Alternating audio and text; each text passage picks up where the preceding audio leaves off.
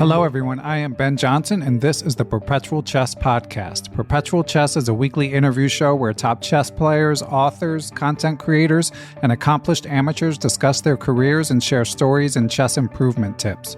Perpetual Chess is a part of the Blue Wire Podcast Network, and we'd like to give special thanks to our presenting chess education sponsor, Chessable.com. For more information about the show, you can go to perpetualchesspod.com. But without further ado, let's get to the show.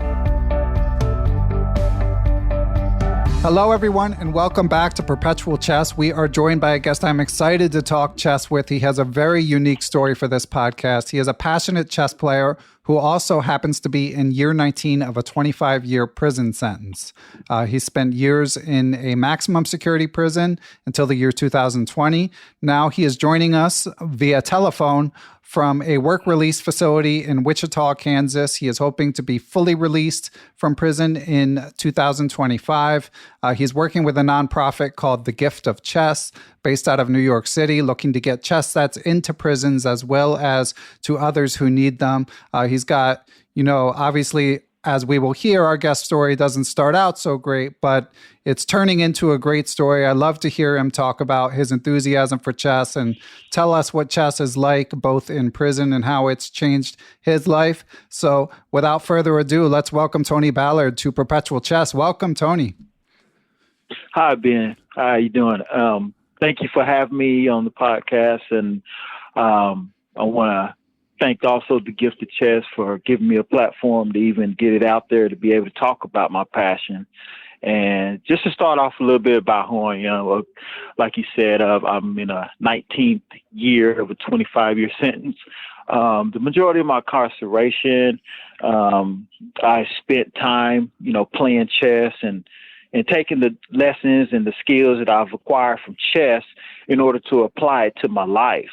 It wasn't until like 2007 when I had to do a long-term segregation bid, having, bad behavior in prison and involved in, all kind of miscellaneous negative activity, that I was sat down in solitary confinement, and all I had was my chessboard. And the guys down there, we played chess quite a bit, and I had picked up chess at a young age, but I picked it up again at this time, and I started playing, and I was losing a lot. And so I wanted to win, being that I wanted to win, I started checking out some library books that dealt with chess openings, chess theory, and things of that sort. And so the more and more I got off into that, the better and better I became. Okay. Yeah. I mean, we're so excited to hear about the chess. And Tony, actually, I've been doing this podcast for over 5 years now. And the topic of ways to try to help chess outreach to prisons, how try to make that easier for all parties involved has come up with some regularity. So I'm excited to dig into that. But before we get to the chess, I feel like for context, we should talk about what led you to that situation to begin with. You did a talk in conjunction with the aforementioned Gift of Chess nonprofit. You gave a lecture via Zoom to some people in New York where you talked about having a difficult childhood, extremely difficult. So do you mind, Tony, just kind of before we get to the chess, which I'm eager to discuss, just kind of walking us through what led you to being in prison for 25 years? Yeah. So, growing up, I grew up on the north side of Tulsa, Oklahoma. There's a lot of drugs, a lot of crime. My mother was off into drugs, off into crime, and she also had it hard. And she did the best that she could with just having two boys and the knowledge that she had. So it just grew up with just, trying to do anything and everything we could in that crime-infested neighborhood, that drug-infested neighborhood, to try to survive and try to, keep our head afloat, keep our head above water. And so I found myself doing things like going to the convenience stores, going to the grocery stores, going to swimming pools where kids had their shoes out, just stealing shoes from the kids so that I could have shoes, or going to the grocery stores and stealing food so me and my brother and my mom could eat. And years and years and years of doing that and seeing nothing but crime around me, ingrained in my mind that this is what I needed to do to survive. This is what I needed to do to keep my head afloat. And so it just became second nature, sad to say. Well, years and years after doing that, all the way into my adolescence, teenage years, and into my adult years, it was crime infested. It was just crime. It was ways to keep ahead, to keep afloat. Now, mind you, my mom always wanted me to go to school. She always said, you go to school, you go to school, you go to church. So when I would go to school or I would go to church, there was people there that would see something in me that I didn't even see in myself. That gave me the courage and opportunity, even if it was just an inkling in a bit, to say, hey, I can do something with my life. But I never really acted on that because I didn't have the confidence or the faith in what they were saying. It was an inkling of, confidence, an inkling of faith. It was a seed that was planted. But over the years, I continued to do those things in crime. So in 2003, I ended up getting into a situation. I'm on the streets and I'm selling drugs, and I'm attracting a lot of attention. And a couple guys, they robbed me and they put me in the hospital pretty bad. I retaliated, and they got up on the stand and they testified against me. And as a result of that, I was convicted and I was sentenced to 294 months imprisonment. And I've been here ever since. Convicted of attempted murder, correct? Attempted first degree murder. Yeah. The situation was, it was a shooting that involved, and thankfully no one actually got hurt. I was offered a plea deal for 4 years for aggravated assault. I didn't accept that plea deal. They upgraded my charges to attempted first degree murder. I was looking at 25 years then. I was convicted and sentenced to prison.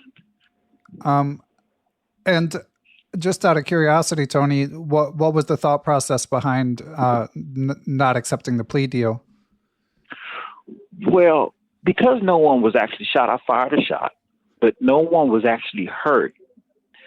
I felt as if attempted first degree murder was too stiff of a charge.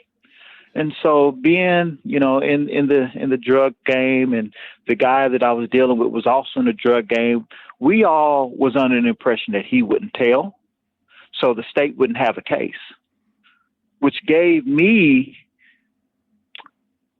the confidence to go ahead and take it to trial because they didn't have a witness. Because this guy was a criminal. He was a crook just like I was out here. And so without him, they had no case. They would find me not guilty and I would walk. So come trial, unbeknownst to me, the guy actually did show up. He got up on the stand, testified for the state, and I was subsequently found guilty of attempted first degree murder because he said that I shot at him rather than my defense was I shot in air. And Tony, I appreciate your candor in discussing both how, the circumstances that led you to being in prison. Again, very, very difficult situation. It sounds like you and your brother, as you said, your mom did the best she could, but it sounds like you guys were basically trying to fend for yourselves, which can be difficult, in an environment with a lot of crime, and in describing the circumstances that led to this lengthy prison sentence. Now, obviously, you've been a passionate advocate for chess. I've seen you speak about it. At some point, it seems like, Tony, you decided you were going to turn your life around. Is there like a moment you could pinpoint where that started to happen? Well, the moment that I decided that I wanted to change my life around was in 2007. I was on a bus ride from one prison to another, and my brother, he's a model. He did something really, really well with his life.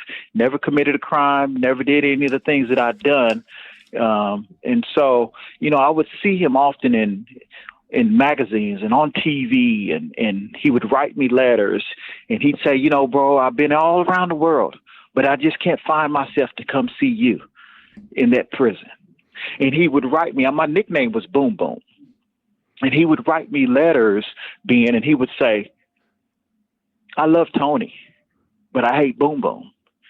Mind you, my brother was what we would call a square. He graduated from high school. He graduated from college with an associate's degree. All the things that I felt like I needed to do to survive, he didn't feel that way. And so he made something of himself, eventually going to New York City, where he became a model and flew all over the world. Well, here I am.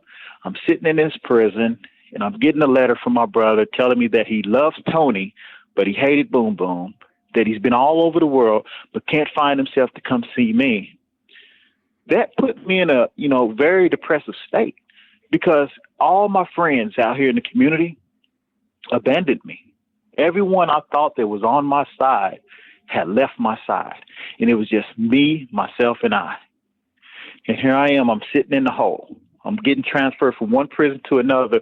And when I arrived at that next prison, I told everyone who knew me now, mind you, this is my 4th year in this prison system, but it's my 8th year total, because I did 4 years from 18 to 22, and I came back in 03 and in 07. So that's 8 total years. They knew me, and they would come on, hey, Boom Boom, hey, Boom Boom. And I would say, hey, you know what? My name is Tony. So that marked my change there. I'm getting away from the street life. I'm getting away from the things that you call me Boom Boom. My name is Tony. So that's when the change started there.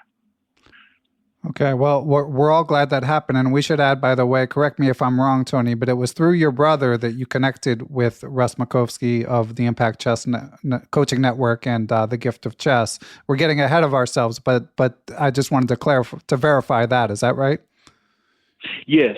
Russell Makofsky and my brother, Lamar James Ballard, are really, really good friends, and he connected me once I got here. I shared with him a story. Yeah. Okay. And just out of curiosity, you mentioned you were hoping your brother would come see you in prison. Was your mom in the picture circa 2007? Okay. So my mom, she had also done a prison stint. She had gotten out in the year, I want to say 2002, right on the heels of when I was going in. And so, when I caught this crime, she had began to change her life, and she's done well. Right now, she owns her own home. She's doing really well with her life. But when I caught this crime, I hurt my brother and my mother so bad, because they counted on me. They depended on me for a lot of different things, if not just encouragement and just moral strength and support around the home. But I hurt them. And so they ostracized me. They abandoned me. I wouldn't say abandoned me. They just decided that they're going to go on with their lives, and that I would have to figure it out on my own, which in retrospect was the best thing that ever could have happened to me, because I had the time to study Tony. I had the time to sit there and figure out, okay, what am I going to do? Am I going to sink, or am I going to swim? Am I going to continue the course that I'm on, or am I going to change my life and get back to my family and friends and people that mean and matter the most to me? Well, again, I commend you for the progress that you've made. And one more biographical detail before we get to when chess entered your life, Tony. How old was your brother when your prison sentence began in 2003? Okay, in 2003, I was 25. He's 3 years younger than me. So I want to say he was like 21 or 22 at the time. Okay. Yeah. Cool. And Tony, like I said, I want to hear about when chess enters the picture, but first we're going to take a break and hear from our sponsors. Perpetual Chess is proud to be brought to you in part by Chessable.com, the leading chess education platform. Chessable, of course, uses its proprietary move trainer technology, which has spaced repetition to help you learn opening sequences, tactical patterns, basic endgames, all of which it will quiz you on repeatedly until you have it down cold. They have courses both for free and for purchase. One of their newest includes the Beginner's 1D4 Repertoire by popular and entertaining YouTube commentator and streamer IM Andras Toth.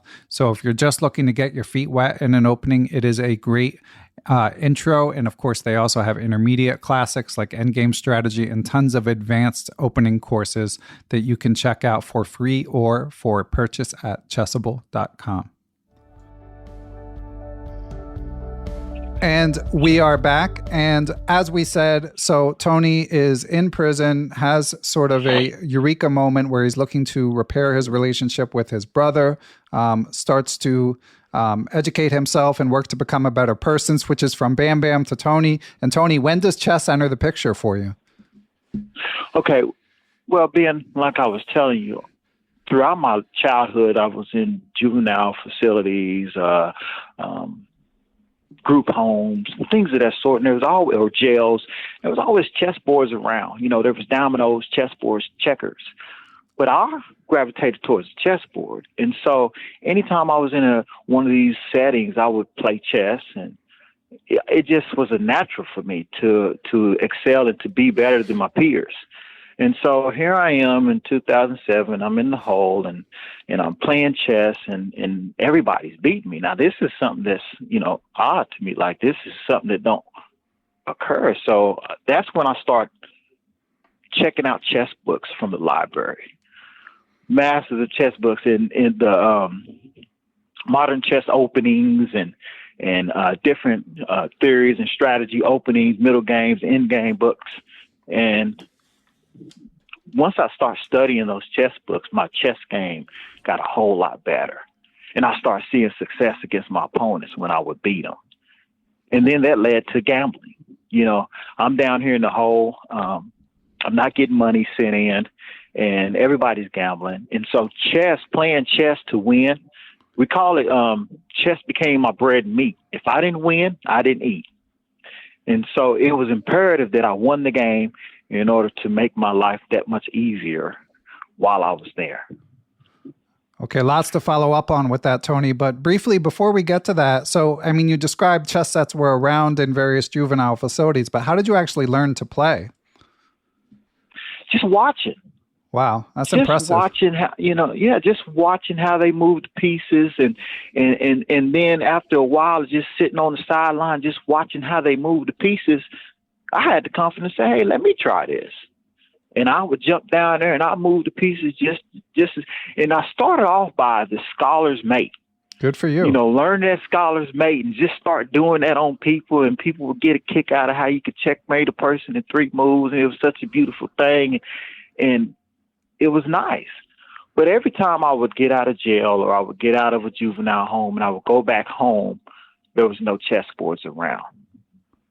It was only until this incarceration here that I really fell in love with chess. Chess has always been there, but I didn't truly understand everything about chess until I had to sit down. I had time to think. I had time to study. I had time to devote all that time to the game of chess. And then sorry, go ahead, Tony. Go ahead.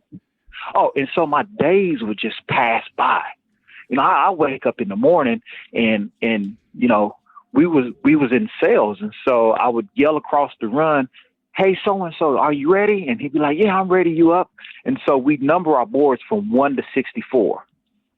It wasn't, like the regular notation where you have A through H and 1 through 8. It was 1 through 64, and we would start off with pawn 29, Huh. And knight 22, And so he'd yell his numbers, I yell my numbers, and sometimes it'd cause problems because we get the wrong numbers. But yeah, that's how we started. It would pass the whole day by. And we do that from sun up to sundown. I love it. And I want to hear more about that, because I know you mentioned in your talk that you started notating games at some point. But on the topic of notation, Tony, so first of all, it's great that the library at your facility had so many chess books, but was it a challenge to figure out the notation? Were you able to just dive right in when you started picking up, you mentioned MCO and some other books?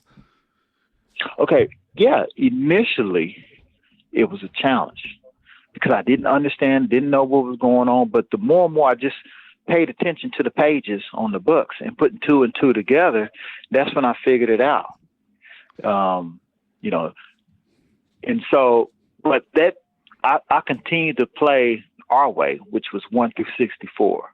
It wasn't until recently that when I connected with the gift of chess and Russell Makofsky, did I decide to really go deeper with the game of chess, understanding chess notation, understanding chess engines.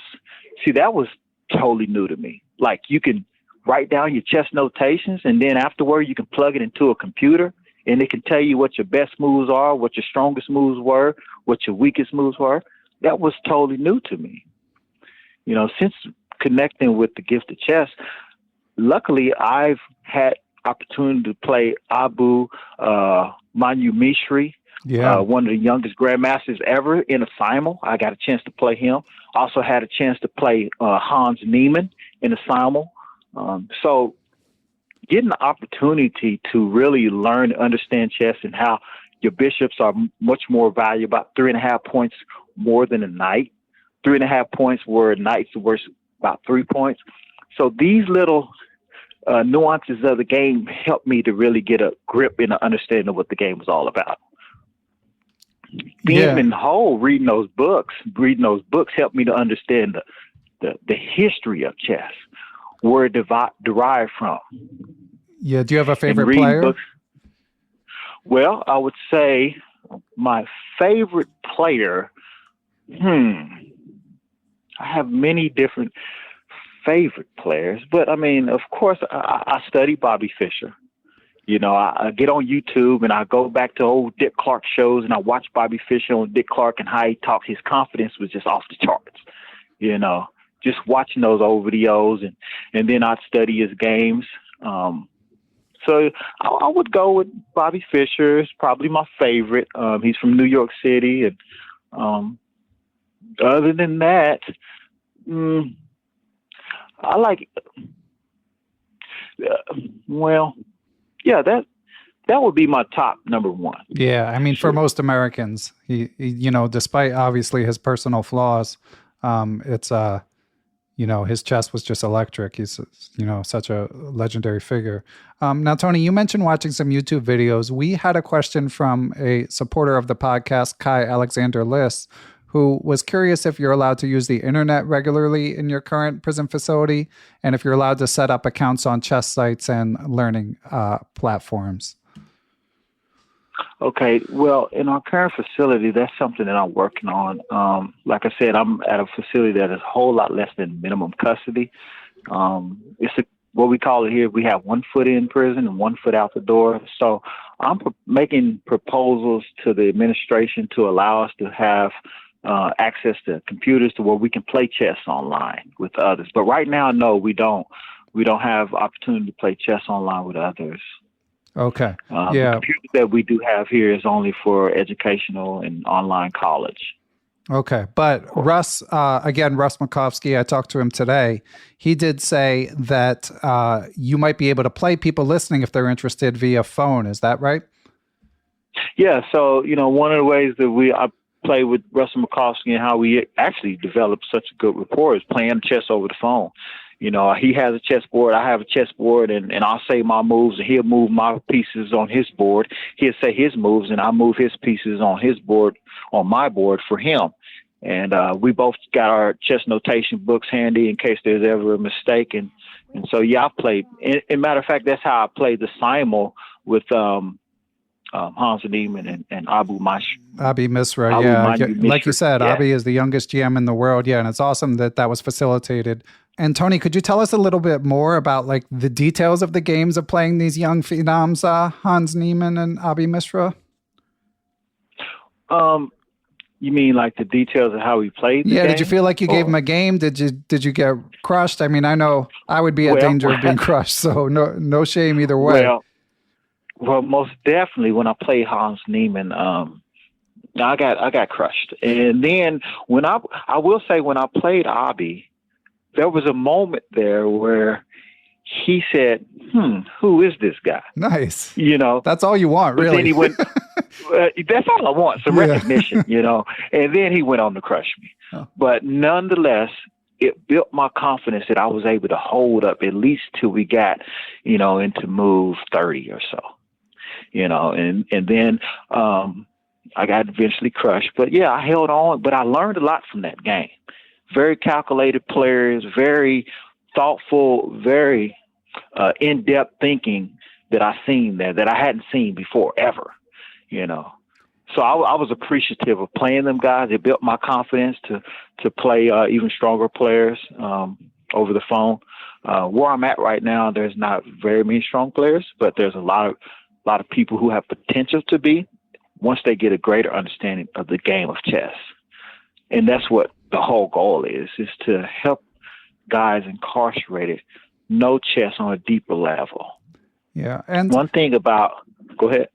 Well, I was just going to ask, we've got Lindsay Newhall, another supporter of the podcast, sent in a bunch of good questions. And one of them was, she was curious how chess is perceived in prison. You described finding some people to play. Obviously, when we're teenagers, sometimes chess, depending on circumstances, kids can get made fun of it for playing it sometimes not, of course. But in prison, is it does it give you status to be good at it? How is it received there? Okay. In prison, if you're good at chess, everybody knows your name. Everybody knows who you are. Everybody looks up to you as a smart and intelligent person, and you get that type of respect because it takes a person time to put into the game, patience, control of your emotions, control of your thought process. And a lot of guys in prison don't have that. They're erratic, they're impulsive, they're not in control of their emotions. And so for a person to possess that type of control and discipline over a chessboard, it's very admired because we look at it as akin to your behavior and your overall character. And in prison, you got a lot of bad actors. And so you see a lot of that, but just to see someone who's disciplined and in control of their thoughts is an admirable trait here in prison. That's great. And so guys who play, yes? No, you go on, sorry. No, but so guys that play chess in prison, they're looked up to, I will say this too, is that you have a lot of guys in prison who play chess who also use the skills that they've learned over the chessboard, because you acquire a lot of skills. You acquire patience, calculated thinking, strategic thinking, abstract thinking, critical thinking skills. All these skills and learning concepts and how to put them together towards an end goal, which is to win the game. I've seen some really crafty, really manipulative guys in prison take those same skills and use them in the wrong way. But I've also seen guys take those same skills, like myself, and use them in a way that's progressive, that's positive, that's powerful and impactful to change your life. And that's the point that I would like to stress here, and the reason why Gifted Chess partner with those out there get this game to prison systems as a rehabilitating tool. I'm certainly in favor, Tony. Now, let me ask, so you mentioned they had a lot of books at the prison library when you were in a higher security facility. It sounded like some of your fellow inmates had chess sets, but to the extent that you've talked to prison officials about sort of growing the footprint of chess within prisons, what kind of receptions do you get, Tony? Well, where I'm at currently, we have a staff here who's really progressive and really open to the idea. Now, how to implement it will be a lot different because, again, this is a work release facility. Where it's needed most is those facilities that are behind the walls, meaning maximum custody facilities, where there's a lot of unruly behavior going on. There's a lot of violence. There's a lot of gang activity. There's a lot of drug activity going on. It's in those facilities back there that if we can get chess into the hands of those men, as well as teach them the game of chess, it can impact their lives. It can change. It can build confidence. It can teach them how to think and teach them how to think for themselves. Because a lot of guys back there, they don't think for themselves. They're influenced by others. And one thing I can say about those who play chess avidly behind the walls in maximum security prison, they're thinkers, they're leaders. They think for themselves and others follow them. So if we can get these chessboards in the hand of those guys back there, teach them the game, help build their confidence, and then translate those same skills into their lives, those thinking skills, those abstract thinking skills, those critical thinking skills, learn how to set goals and to strategize, learning the value of a trade, learning how to enjoy your position, and translate it into them lives, we can build the confidence where them guys start thinking for themselves. And I guarantee that the recidivism rate will reduce, those coming in and out of prison, and the violence, the gang activity, and all those things back there behind the walls in maximum custody prisons would also reduce. Yeah, I agree. And have you had conversations? Again, I know you said that at the minimum security or less than minimum security facility where you are currently, the staff is receptive. But have you had many conversations about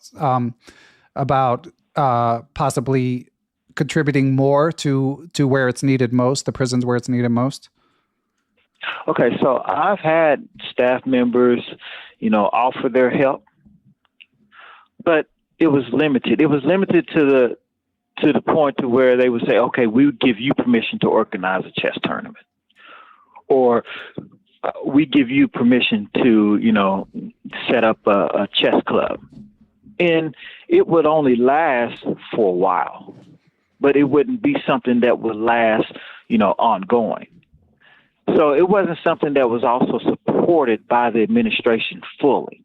Okay. And I wouldn't say that it was, they're just not wanting to. It was just they didn't understand the true power that chess has to transform lives. And so I continue to show them through my behavior, through my work ethic, through my discipline, that this does work. And again, everything that I've accomplished, I can point back to and say, hey, it was because of chess. It was because of chess that I was patient enough, disciplined enough, that I set these goals, that I strategized all the way up to the point to where I am now. And so I would say that I am that poster guy for the game of chess in prisons and how it works and how effective it is. And when they can see that, then I think that they'd be more likely to open up the doors for chess to come into prisons as a cognitive rehabilitation tool. Yeah, I agree. And Tony, in the talk you gave on Zoom, you mentioned how studying the different phases of the game, the opening, the middle game, and the end game, you felt like that was a decent sort of blueprint for how one should approach life. Could you expound on that a little bit, Tony? I'd like to hear more about it. Well, yeah, one thing I learned as I started reading chess books is that it's all about having an opening, and then you study that opening to its fullest, because there's so many different variations that can come out of that you study that one opening and you learn all the different variations so that when you get into a situation in the game, there's nothing that your opponent can throw at you because you've already been down that road, And so for me, I'm very technical. And so I like an open board. And so I find the opening. I don't like closed games. I like very open games. That's where my skill, that's where my talents come out best at, the sacrifices and the traps. And so I chose an opening that would best suit my skill, that would best suit my playing style. And I advise that to others as well. And I liken that to sizing yourself up, understanding what your strengths are, understanding what your weaknesses are, understanding your area of talent, And so when you size up yourself and you see what your strengths are, your weaknesses are, your gifts and your talents, then you can put yourself in your best position, or compared to chess, your best opening. And do you have a favorite opening? Well, I've recently been studying the Colley system and the London system, and I find that very fun. I lose very rarely playing those two systems. It's not a lot of theory involved, And so, yeah, here lately I've been studying the Kali system and the London system. It's and funny, I've been Tony, having a because lot of fun. you can get an attack in those openings, but they have a reputation of being not as swashbuckling as I thought you were going to say, like the Evans Gambit or something like that. Now, I haven't gotten into the Evans Gambit, but the Queen's Gambit and the Sicilian when I'm playing black. And I also like the Red Lupez opening when I'm playing white. So those are some openings that I also toyed with and studied with during my chess. And you mentioned Modern Chess Openings as a book that you read. Do you have any other favorite books that you've come across? I know your choices are somewhat limited. Well, I have a friend. His name is Mr. G. His name is Stefan Jozatowicz. He has a bunch of chess books that he sent me. He was a former grandmaster. So he's one. Some other chess books that I've got off into, I want to say, now correct me if I'm saying his name wrong, Bruce Pandolfini. You got it, the legend himself. Yeah. So some other books right off the top of my head, I can't say. No. Okay. Well, yeah.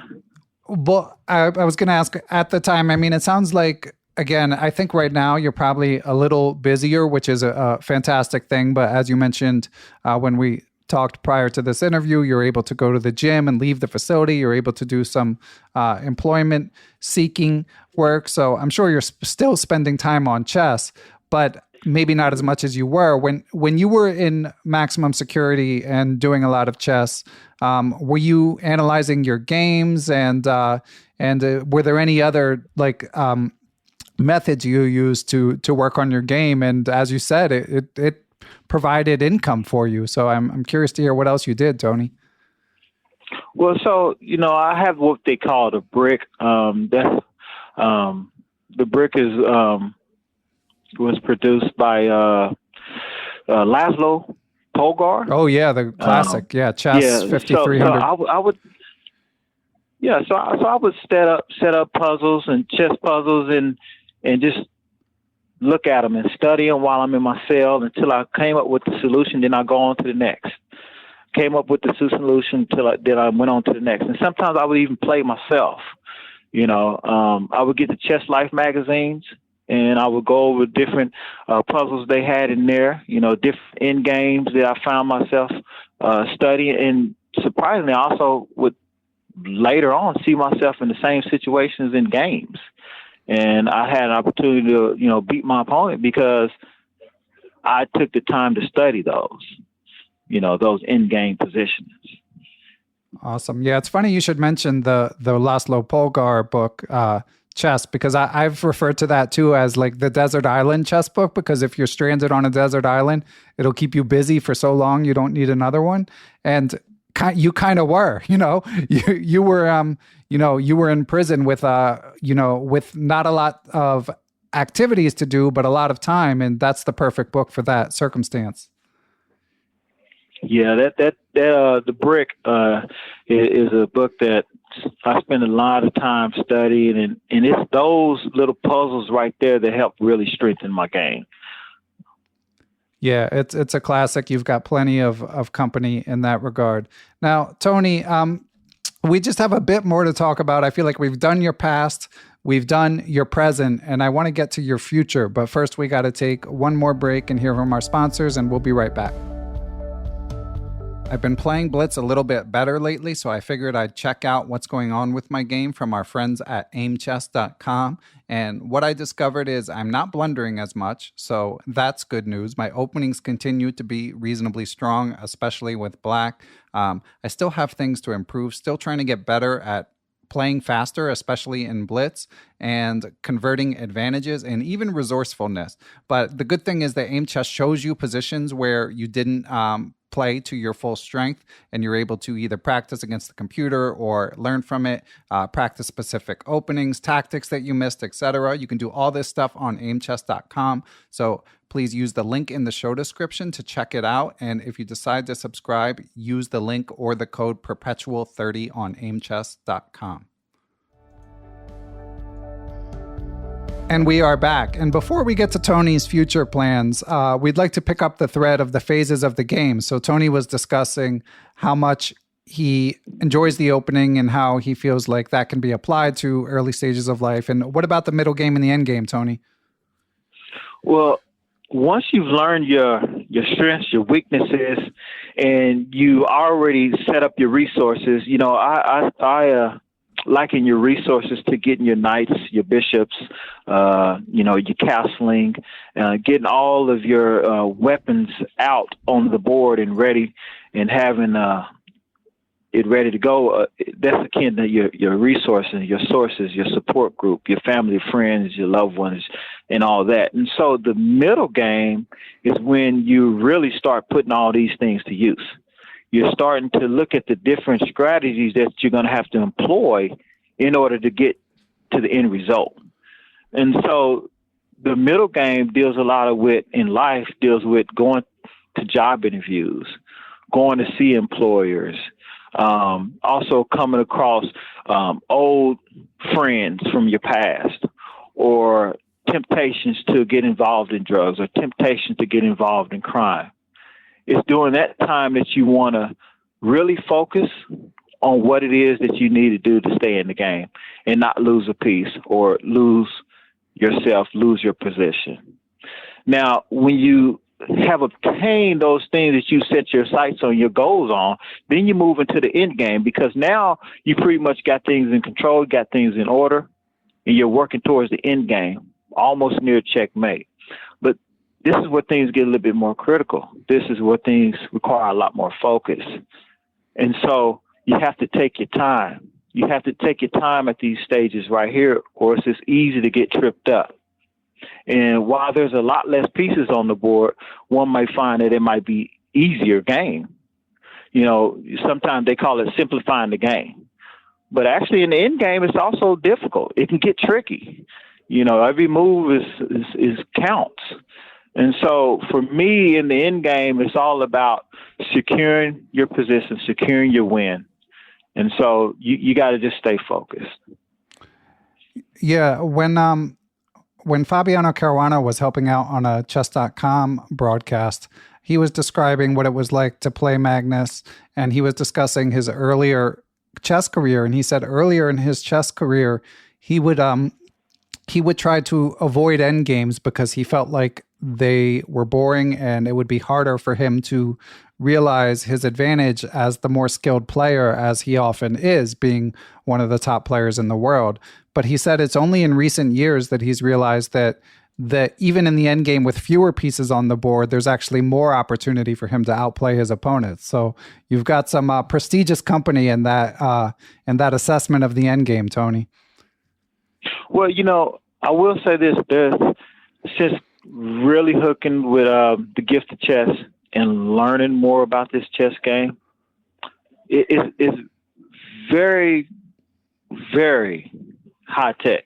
There's a lot of that's going on in chess that I can't, the greats like Fabiano Caruana and, all these guys, Hans Niemann and Shanklin and all these guys, they're great.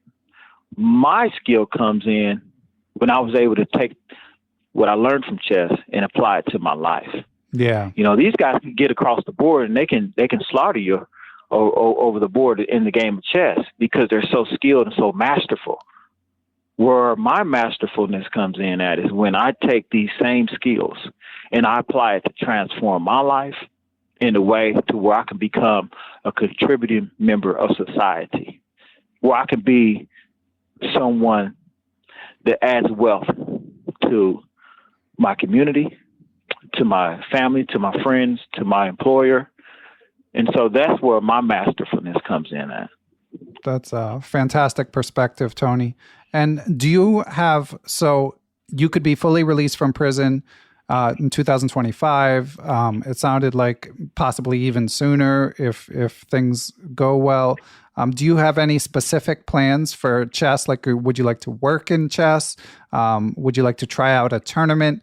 Anything along those lines once you're fully released, Tony? When I'm fully released, my goal is to work with the gift of chess and continuing to push the initiative to get these chess boards in the game of chess into the prison systems. I see how they have the international game of chess, and FIDE is working with different prisons in other countries to do the same. But here in the United States of America, it's really not tapped into as thoroughly.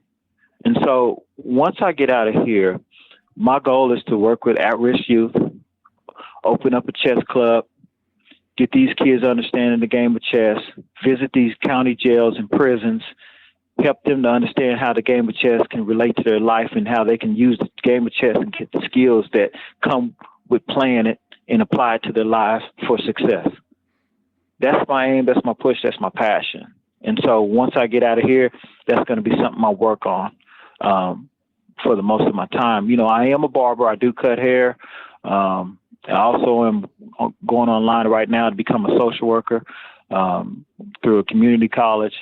But yeah, primarily my goal and my passion is to help guys that are in similar situations to use chess as a tool to help them. That's awesome.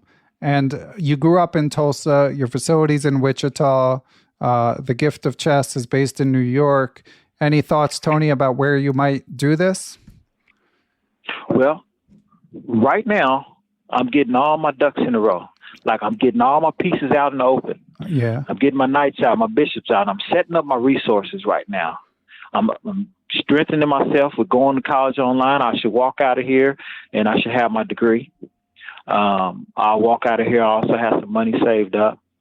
And so at that time, I would sit back and I would look at my position and I would see where it's best that I move to, whether it's best that I move to Oklahoma or whether it's best that I move to New York City. Right now, I have a lot of resources coming out of New York City with Russell Makofsky and the gift of chess. So I'm leaning towards that way, but I don't know what the landscape may look like come 2025. Right. And how are you able, you mentioned you've saved up some money, Tony. How are you able to gather income right now? Okay, so like I said, this is a work release facility. And so right now I'm in what you would call the permanent party portion of the program, where I don't actually go out into the community and work a 9 to 5. I actually stay within the facility and I keep the facility running by being the facility barber. I actually cut the guy's hair who goes out into the community and works the 9 to 5s. When I get about 18 months before I go home, then I will be eligible for the program. Once I enter the program at 18 months, I'll be able to go out in the community and get a job. So my goal is once I get out to the community, I get a job at a barbershop where I can get my barber's license and I can also work. So I'll be basically, killing a bird with, two birds with one stone. Yeah. Yeah.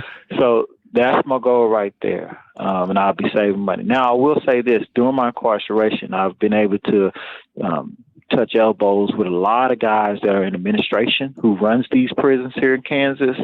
They've known my rap sheet. They've known where I've come from the days where I was involved in gangs and trafficking and just being a knucklehead in prison to where I am now. They've seen that transformation, and they know the cause of that transformation, which is chess. So these administrators, they have the power, they have the influence to put me in a position to where I can help. And so I keep those relationships good so that once I am out, they can open the doors for me to come back in. Well, I love it, Tony. And just a couple notes to close on. The Gift of Chess has a Linktree for any listeners who want to find out more. Russ Makofsky has told me they've already given out so many chess sets, including to Tony's facilities and to Rikers Island. So you can donate through the link, but they're also just looking for volunteers, people interested in interacting and looking to help somehow. So encourage you guys to reach out. I'll be making a donation. And I also, as we mentioned, Russ said you might be willing to play a few listeners. If Tony, I can be the go-between. So if you're okay with it, would you be up for playing a couple people potentially, like where you like texting moves or over the phone? What would you prefer, Tony? I would prefer over the phone. Okay. When we're over the phone, we can make a move. I'll write it in my chess notation. The other person can make a move. I write it in my chess notation, and it also gives me an opportunity to build a stronger support system, a stronger friendships with others out there in the community who feel the same way I do about chess. There's a saying in chess that I like to say. It's called "gens una sumus." Exactly. That's the FIDE saying. Could you translate that, Tony? It's just we are all family. Yeah. We are one family. We are one family. Exactly. Awesome. Well, Tony, this has been fantastic to hear. Again, listeners, if you're interested in playing Tony, email me, ben@perpetualchesspod.com. And, depending on how many emails we get, we'll put a few people in touch with Tony and maybe build some sort of waiting list. Tony, I love to hear your story. I know you credit chess with the changes that you made, but obviously, as you know, you deserve credit predominantly. I mean, people are responsible for the choices that they make, and it's really inspiring to hear how you've turned your life around. Thank you very much. I really appreciate that, and it was a blast to be on your podcast. I look forward to playing other people, meeting new people when it comes to this game of chess, and great things in the future with the Gift of Chess and getting these in prisons. Thank you, Ben. Yeah, thank you, and good luck. I mean, 2025 is not super far away, but all the better if you can get out sooner. You sound ready to me. And when you do get out, Tony, I'll still be doing this podcast, so we'll have to catch up sometime and get an update on your story. Sounds good. I'm all for it. Okay, take care, Tony. Thank you. You as well. Bye, Ben. Thanks to everyone who helps make Perpetual Chess possible.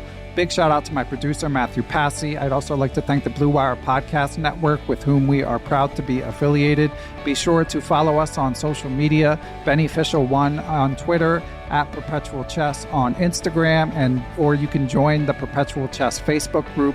You can email me, ben@perpetualchesspod.com. And of course, last but not least, I'd like to give major thanks to the Perpetual Chess Patreon and PayPal supporters. Those who choose to join that community based on their level of support can do things like submit questions for guests of the show, have access to live Zoom Q&A lectures with grandmasters who often have appeared on the show, going over chess games, answering questions, stuff like that. And you can even get access to ad-free Perpetual Chess if that's your preference. So, but most of all, thanks to everyone for listening, and we will catch you all on the next episode.